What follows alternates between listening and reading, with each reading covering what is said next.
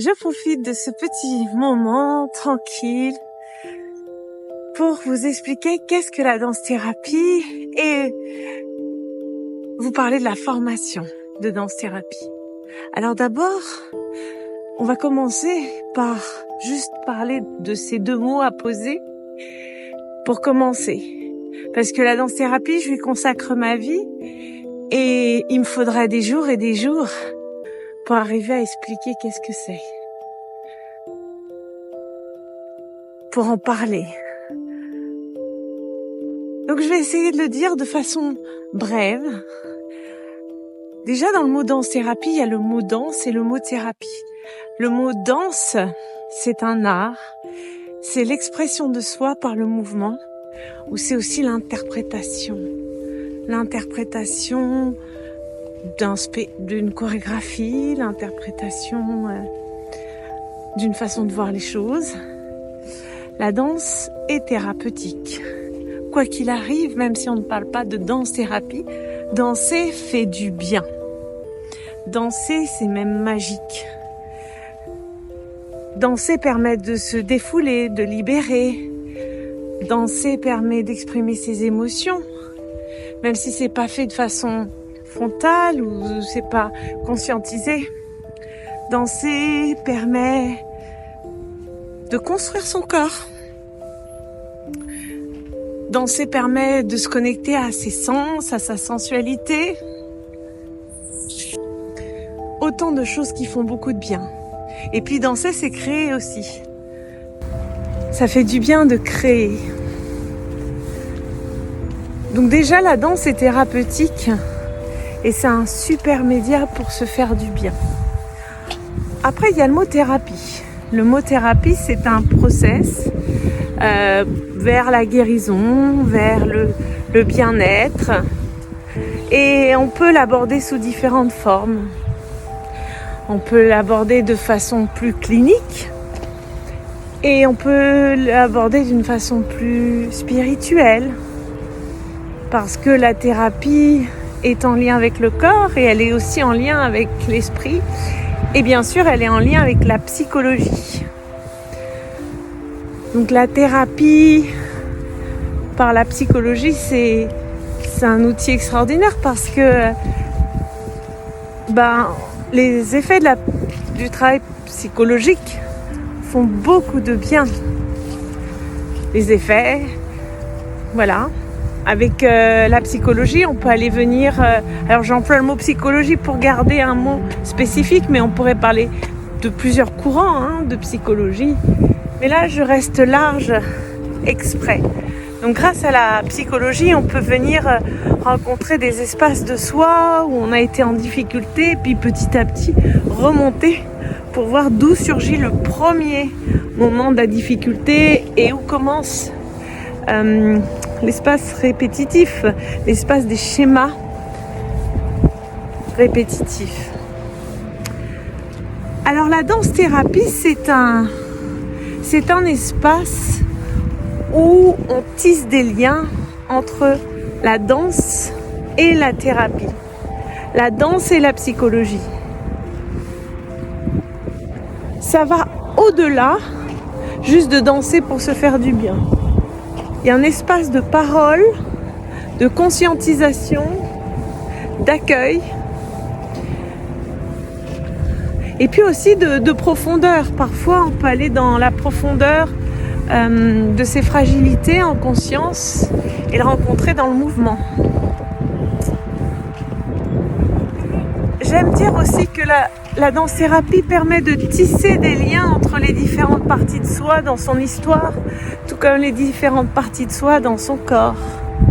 C'est unir, c'est faire un avec soi, ou c'est rencontrer ces parties isolées, les réunir avec le reste ou pas.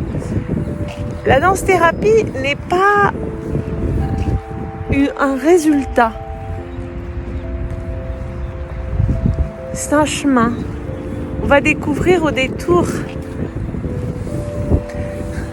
d'une courbe quelque chose qu'on n'avait pas vu arriver. Et parfois, à partir de là, on va pouvoir parler échanger. Donc à mon sens, dans une séance de danse-thérapie, c'est très important qu'il y ait des temps de verbalisation. Et je dirais même des temps de métaposition. C'est-à-dire qu'on se regarde. On se regarde danser, non pas parce qu'on danse soi et on se regarde dans un miroir, mais on se regarde danser quand l'autre interprète l'histoire qu'on lui a racontée, ce qu'on lui a confié. Voilà. La danse-thérapie, c'est plein de choses en fait qui se rencontrent parce que il y a le corps, il y a l'art, il y a la psyché, il y a aussi le sacré. On peut danser des rôles. D'ailleurs, dans la salsa, on peut observer comment, à travers l'histoire, on a utilisé les jeux de rôle pour pouvoir supporter peut-être l'insupportable. Dans les rumbas, on jouait le rôle des autres, de ceux qui pouvaient nous faire souffrir, par exemple. Et donc, il y avait déjà une dimension thérapeutique très importante. Voilà autant de chemins, autant de variations qu'on peut rencontrer dans la danse-thérapie. Mais de toute façon, quand on fait de la danse-thérapie, on va toujours passer par quelques étapes qui sont souvent similaires. Un temps de parole, de poser avec un mot peut-être, un temps de parole, qu'est-ce qui est là? Moi j'appelle ça la météo intérieure. On est en cercle, parce que le danse-thérapeute n'est pas le sachant, c'est pas celui qui est au-dessus des autres. Il y a une forme d'horizontalité. Le danse-thérapeute accompagne. Donc la position du cercle, elle est très importante dans ce temps de parole. Ensuite, il y a un temps d'échauffement. Le corps nécessite un échauffement. On ne peut en aucun cas danser sans préparer son corps. Échauffer ses articulations. Alors, on a plusieurs façons de s'échauffer.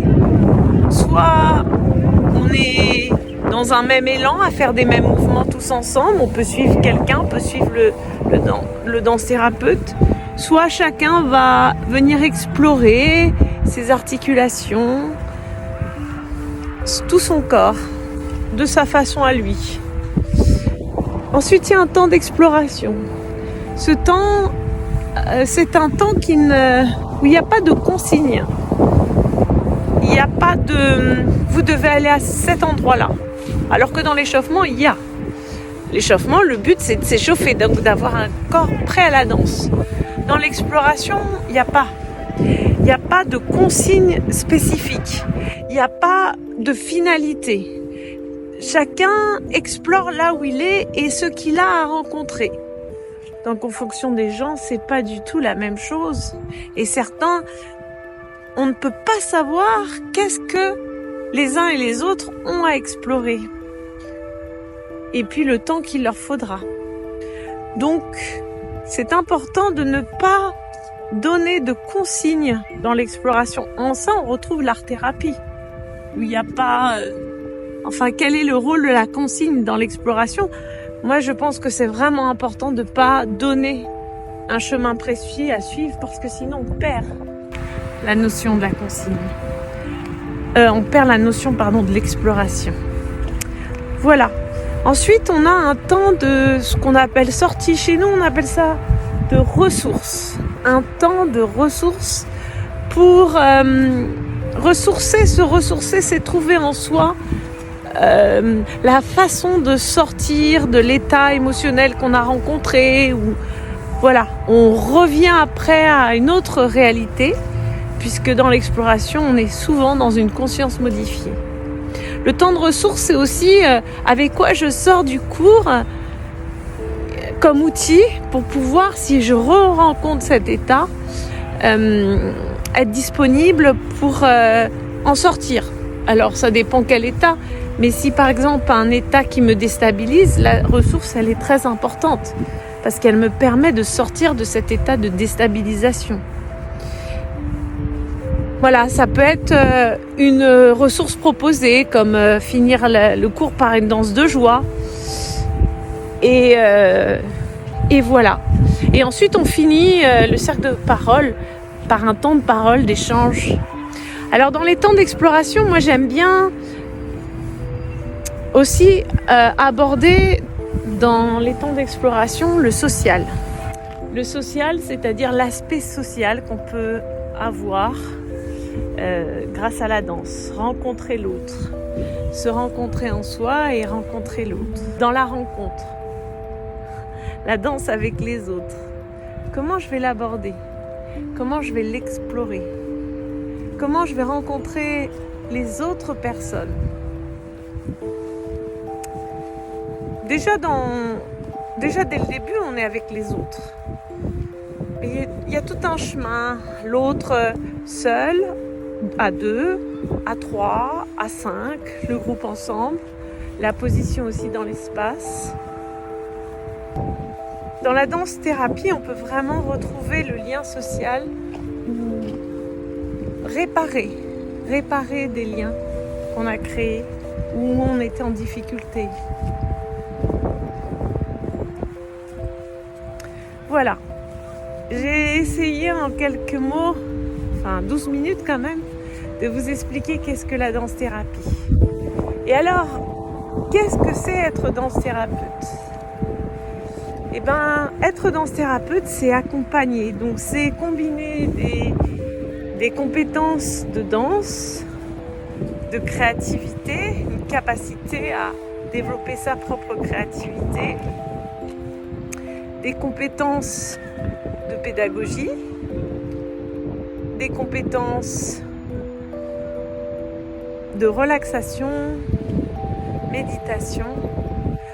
Dans ma façon de voir les choses, des compétences aussi de voyage, un voyage à travers différents univers. Il y a des compétences aussi du sacré. Le sacré, c'est comment, depuis la nuit des temps, la spiritualité, le sacré. Ritas, par exemple, c'est danser des divinités. Depuis la nuit des temps, les divinités sont très présentes dans la danse. Donc le sacré comprend aussi les archétypes, les symboles. Voilà, je crois que je vous ai expliqué comme ça un petit peu qu'est-ce que c'est la danse-thérapie et maintenant les compétences qu'on peut acquérir pour devenir danse-thérapeute. Alors on va dire, devenir danse-thérapeute, ça prend du temps. Mais accompagner, devenir praticien, devenir animateur, professeur de danse-thérapie, ça en prend moins.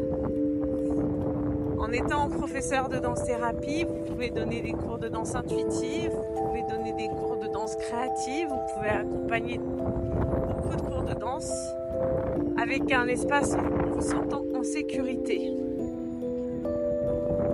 Parce que vous aurez acquis des bases qui vous permettent d'avancer sur ce chemin. Voilà. Alors, ce qu'on vous propose, c'est des portes ouvertes. Le 15 janvier, c'est passé, mais il y a encore le 31. Si vous voulez y participer, vous êtes les bienvenus pour ça. Vous devez juste vous inscrire sur paralasalsa@gmail.com. Voilà. Et là, vous pourrez découvrir avec moi et avec Joël qu'est-ce que la danse-thérapie chez nous et comment on envisage le métier de danse-thérapeute. Je vous souhaite une très belle soirée.